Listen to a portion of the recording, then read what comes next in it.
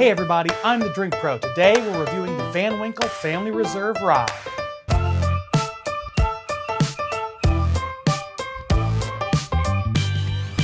What's up everybody? Kyle the Drink Pro here with you yet again. Thank you as always for tuning in. Today we've got a very fun review. It's the last Winkle standard release at least that I have not yet reviewed. If you haven't seen my video reviewing every Winkle bourbon, you should definitely check it out. I'll put a link up here in the corner and in the description. Now I know you're all here for the Winkle Rye review, but before I do that, I want to offer a little tribute. I've been gone for 10, 12 days now, not really posting any content. And the reason is because my grandma passed. Doris Fletcher was her name. She was a wonderful woman. She actually spent a lot of her life and her career working in the inner city in Indianapolis and trying to bridge the gap between urban Black culture, which was really having turmoil at the time and still to this day with a lot of suburban white culture. She was ostracized from her own community in many ways for reaching out and trying to build communities in places where there wasn't a lot of back and forth understanding. I respect her immensely for this work. She was absolutely a trailblazer, absolutely willing to do things no one else was willing to do because she believed in it and she did what she thought was right. I think I try to emulate that as much as I can, and I hope that I can bring the kind of understanding, empathy, and kindness into the world that she did. With that in mind, I am gonna be drinking this Seagram's VO, Canadian whiskey. My grandma's favorite drink was a Seagram's. This has a date stamp of 1961. So it's pretty old and the tax strips on it appear to be intact. Now I will say, we've got a lot of bottle loss. I don't know if you can see how much loss there is, but we're gonna go ahead and give this a try because I wanna honor her and gotta make the most of it, right? Well, I don't know if you can see what's in this glass.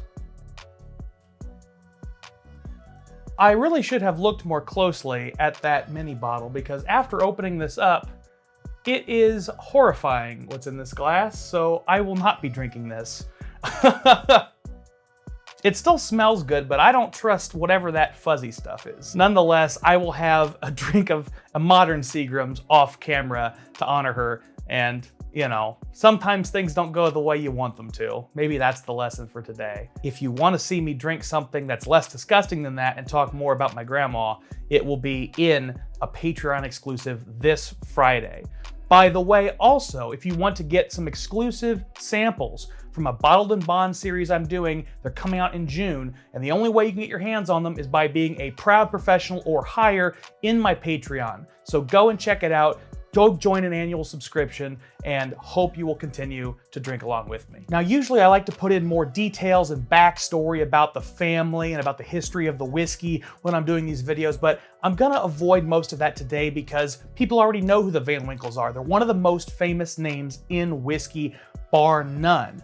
And I've already talked about some of that stuff in my bourbon video, but also pretty much anywhere you look on the internet in any video, you can find a great amount of detail. So I'm gonna focus today more on the tasting notes and the nosing notes of this Winkle Rye. This rye is a 13-year-old rye. It's using the Buffalo Trace rye mash bill, which people assume is 51%. Buffalo Trace does not disclose how much rye is in their rye mash bill, but it's a safe bet that it's 51%, a barely legal rye. It's sitting at 95.6 proof and has an MSRP of $120, but good luck finding it for that. Now, normally I don't give much attention to where I'm getting whiskeys if I'm paying for them. I like to shout out people who send me samples and things like that, but I usually keep it to myself. But I have to call out Mike Halliday because I went in on a bottle of this with Mike and he created this wonderful little, it's not really a sample per se, but it's a bottle split. It's got a great top to it. It's even got a little pull tab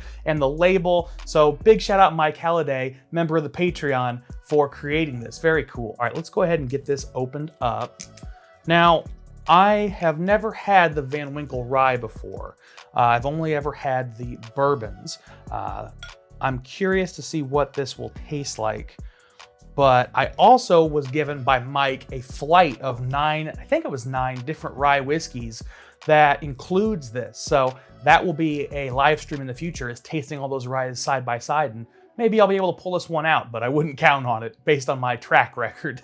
One of the things I notice about these Van Winkle products is they just fill up a room. As soon as I pour it into this glass and start swirling it around, I can just smell the beautiful notes of this sweet, honeyed, fruit-forward whiskey. I think this is the same mash bill as the Baby Saz and the normal Sazerac rye, but the age statement is kind of in between those two. I think the Baby Saz is 4, and I believe the BTAC version of the Sazerac is 18 years old. So this is kind of in the middle. But when I first smell this, it is just wonderful honeysuckle. It's got both this sweet and this sort of herbal vibe. I get blueberries out of it, which is a note I often get from Buffalo Trace and really enjoy. The more I keep stirring it and smelling it, there's definitely the sort of rye grain note coming to the forefront, but it's still very quiet. And one of the things I like about the Sazerac rye is that it doesn't have that real sharp kick of rye grain, especially at a young age. That's hard to do. To me, this is sort of the perfect age statement for that mash bill because you can smell a little bit of floral, a little bit of rye grain, but it's not overpowering. And it's the same thing with the wood. You can get some of the oakiness, some of that almost nutty bark quality, but it's not overpowering this sort of sweet spot for me, which is fruity, a little floral, and a little bit sweet. I definitely can get a little walnut on this, maybe a touch of pecan. Certainly honey is prominent on the nose. And like I said, I get that blueberry note, but I'm also getting maybe a strawberry. There's a lot of fruit in this. I get a little bit of red grape, maybe a touch of cherry, sweet cherry, not a sour cherry. A touch of coconut, a touch of lemon, a touch of orange. Very complex on the nose. I'm torn about the floral here. I can't quite identify what floral notes I'm picking up, but there's definitely a floral quality to it.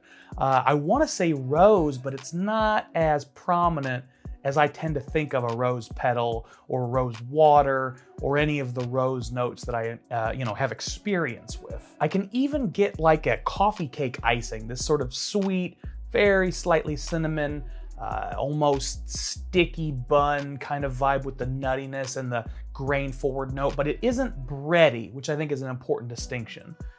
I also will say that while I do get just a touch of that baking spice, it's pretty predominantly the sweet sugar and a hint of this fruitiness. There's a lot of other notes in the background, but maybe the smallest portion of those different notes comes in the baking spice category, which is usually something I like and usually something I find from a lot of Buffalo Trace products. So it's interesting to note that that is taking a real back seat here. Let's go ahead and give it a taste. You know it's a rye because of the finish. That's where the rye grain really comes in.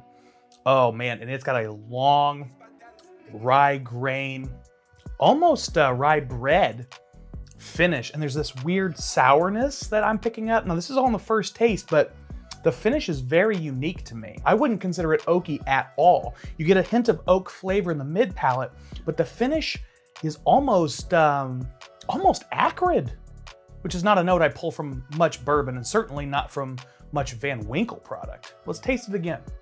Yeah, up front, I get a little bit of oak, definitely get some honey sweetness.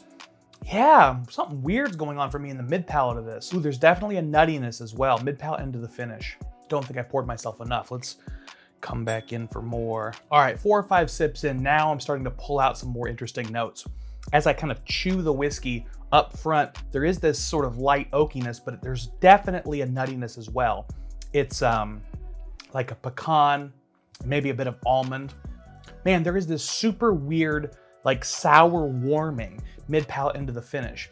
It reminds you of the feeling in your mouth when you eat a spoiled piece of fruit. It doesn't taste like that though, which is what's throwing me off so much. The mouthfeel on this whiskey is not what I want at all, but the palate is actually very good. You get that nuttiness, you get the oakiness, you get this sort of sweet honey. It's a very strange, almost surreal experience to drink this, and I can't quite put my finger on why. So I just killed my glass of it. I've had maybe 8 sips of this. I'm really trying to break down the qualities. Blueberry is starting to come forward early on, along with that nuttiness. I really like the start of this whiskey. The mouthfeel though is so strange. It tingles all around the mid and the back of my mouth and doesn't really tingle on the tongue at all, which is really the sensation I've had from when you drink something you shouldn't put in your mouth. I think I've made some videos on that, actually, where I tried some old whiskeys that I probably shouldn't have tried and spat them out immediately. It's like a warning sign in your mouth. I'm so confused by this. I mean, maybe I've gotten a bad bottle. Maybe there's just something weird going on with this rye. It's hard to say whether it's this specific bottle or whether it's all of the 2020 Van Winkle ryes. I know they had more than usual hit the market here locally, but yeah, the flavor notes for me are you know, good, and they're a lot like the palate, which I enjoy, but I'm having a hard time getting over this very strange mouthfeel and this almost sourness in the mid-palate into the finish, and it lingers for a while too. Now, after several sips, you sort of get used to it, and it doesn't bother me as much, but it kind of bothers me in my first several sips. It's not the most pleasant drinking experience I've had. I gotta say, I'm a little disappointed. I expected more from the Van Winkle rye. So, is it complex? Absolutely. Is it unique? I think so. But is it something I would buy again? No. I wouldn't buy this bottle again. And maybe that I got a bad batch, maybe that's coloring my review of this, but you know, sometimes you get a bad batch, you're not willing to do it again, especially at the kind of price point that the Van Winkle rye is going for on the secondary market. So maybe you'll find better results than I have. Maybe you're willing to take a risk, but I certainly won't be doing it again. Thank you all so much for being here. I appreciate every one of you. Keep drinking like professionals. Cheers.